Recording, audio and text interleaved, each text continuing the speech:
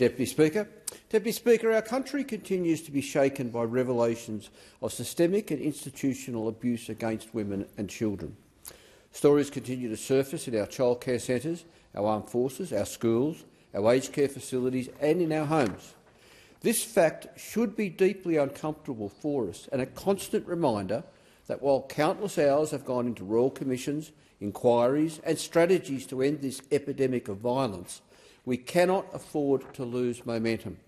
For instance, in Tasmania, the inquiry into child sexual abuse in institutions laid bare a harrowing history of suffering. The testimony from victim survivors, whistleblowers and advocates were courageous and confronting.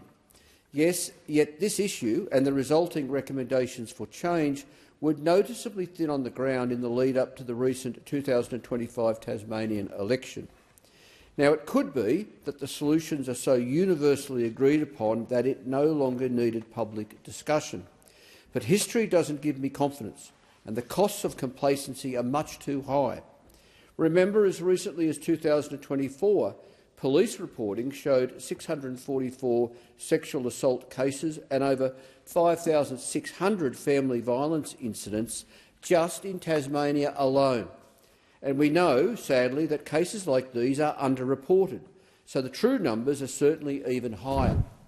Now, Deputy Speaker, with all the inquiries and declarations and statements about ending violence against women and children within a generation, I think we are hopeful that when someone finds the courage to speak out against violence in 2025, that they would be met with support and care, that speaking up would mark the beginning of safety and healing.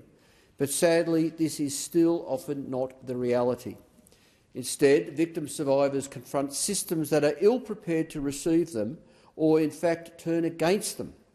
For instance, income and child support systems become weaponised, and AI and digital technologies are used to track and harass.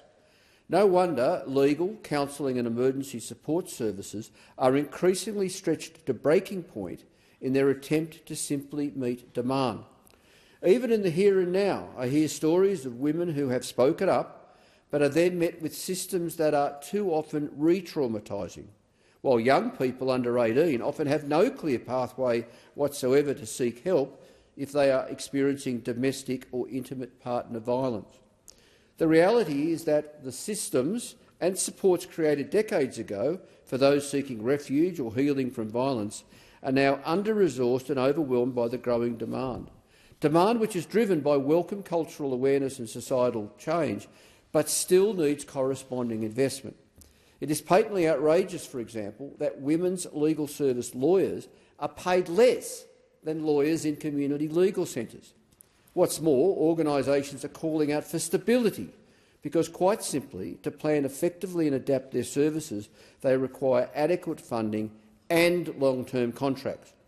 Speaker, this need for long-term investment is especially urgent in Tasmania, which has a second highest rate of sexual violence in the country, yet receives the lowest state government funding contribution to domestic, family and sexual violence.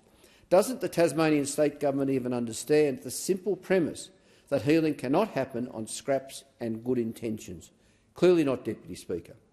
Deputy Speaker, what's also needed is our schools, workplaces and institutions to proactively reshape the environments they operate in to support our most vulnerable. Institutional transparency and accountability is fundamental, and every level of government needs to work towards more flexible and adaptive systems.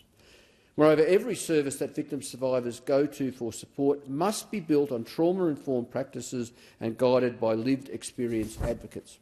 And finally, Deputy Speaker, we need to finally stop waiting for a crisis to motivate change.